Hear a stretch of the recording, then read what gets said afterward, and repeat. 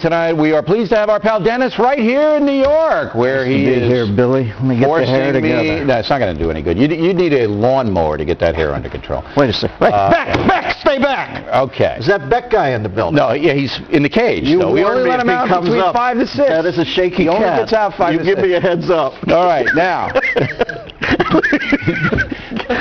He's perfectly normal off camera. No, he's a perfectly, you'd never know him. The 9 prophecies of the 12 sarcophaguses.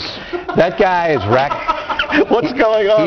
He's on tomorrow, and I'm going to play that sound clip. That guy's racking up huge ratings for Fox. Listen, people love him. Makes Howard Beale look like John Wayne. But that's what we need. We need some shake-up here. The 12 prophecies of the 9 sarcophaguses. All right, Bill.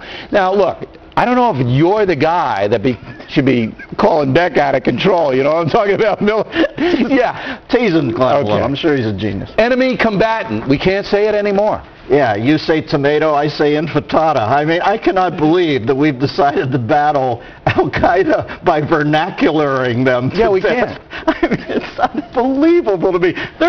They think we're Satan.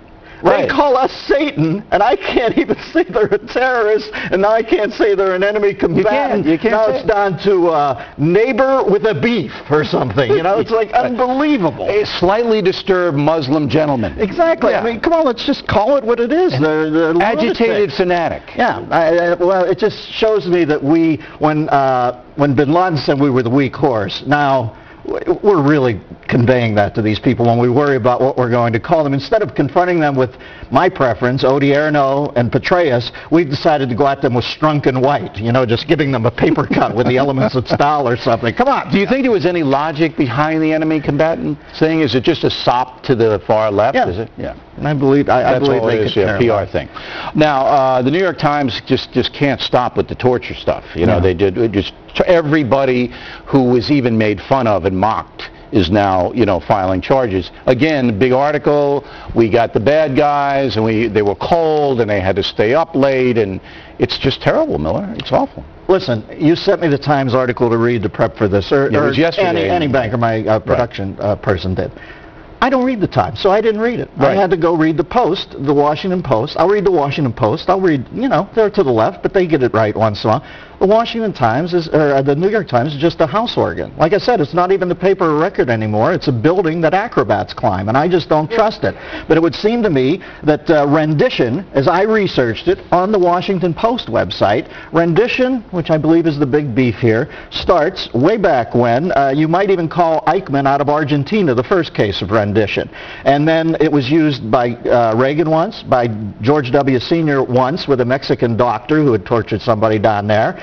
And then it was used 70 times before 9/11. Noriega. They pulled Noriega out of Panama. But 70 times before 9/11, and it said mostly under the Clinton administration. That clearly states that at least 36 times it was used by Clinton. He started it. Why do they keep hammering Bush with rendition? Because the International Red Cross, who was at the, did the report, and then they leaked it to a Berkeley College professor, basically said that we were mean to these guys, and we, they were wet and cold, and they kept calling them enemy combatants over and over again when they broke into tears after that. Listen, I know everybody down in Gitmo was just a man of peace who was moseying over to the Crete 7-Eleven that night to get a Slim Jim. Yeah, just got caught accidentally fell onto the battlefield and somebody put a gun in their hand. I just don't look at it that way. I have moved terrorists at Gitmo and their treatment way down on my Netflix queue because the world's going to hell in a handbasket. And I can't worry if Ramsey Al Kaboom is getting up every day and his bidet's properly attended to, okay?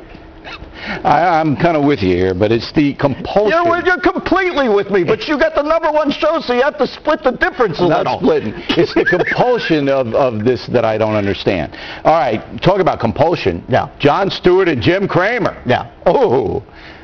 Listen, Cramer seems like a bit of a lovable mess, but John's a mensch, and John doesn't like disingenuous people. And I knew he was going to get eviscerated, as he should. Why do you think Cramer went on? Because Cramer hates the idea that somebody as quintessentially cool as Jon Stewart thinks he's a putz. So he's willing to go on and have himself crucified like Brando and One-Eyed Jacks just to absolve his sins in his eyes. Now, when his head hit the pillow at night, he can think, Well, John, at least I went on and proved I was a mensch with him. And John doesn't have an agenda here. Bill, well, he does in a way. He does in a way. He doesn't like fakers. His parents lost a lot of money, I understand, in the recession. Who hasn't? Oh, no, right. I'm telling you that doesn't enter it. I'm telling you I know him better than you. Yeah. He doesn't like fakers. And he wants you, like if you're a comedian on the show, John always says to me, hey, bring the funny. Just bring the funny. No, listen, I've been on Stewart's show many times. I like the guy. He's very talented. He's a mess. But he didn't go after Frank and Dodd, Bonnie Frank and Chris Dodd. You know, and... You think they're... listen... They're worse than Kramer. Come on, Kramer's a little guy. They're not as sexy a hit as Kramer. Kramer's the bald guy who's over there hitting the stuff. But don't you think it would have been fair if Stewart did what I did and went after Frank, went after Chris Cox, went after everybody, all the big guys that caused this recession or allowed to happen? I don't think if they'd come on, I bet you John would put them in a hard place. Yeah, but you don't have to come on. I mean, he'll just rip you up in his monologue. That's the difference between your show and his is a comedy show. Right. I'm telling you, if he had one of those guys right in his crosshairs, I bet you he'd lean on him. I bet you he'd press him. Kramer just needed to come in because he's a needy guy, and I knew that was going to turn into Benihana. I knew that John was just going to boom, and Kramer's sitting there like that onion ring volcano, just cutting up the shrimp. There, Miller. Miller said that, not me. All right. He's the best. He's brilliant. I got to buy you dinner tonight. Is that correct? We're going over to Patsy's, baby. Break a little bread. I don't think I not have said that. I don't have enough money. Bring the bodyguards. All right, I will. Dennis Miller, everybody. Reality check up next. A rather outrageous lawsuit in the U.S. Airlines crash landing deal. Where do you hear this? And why did a Japanese guy hit Hugh Jackman in the groin? Oh no! Check with a gut check. Next.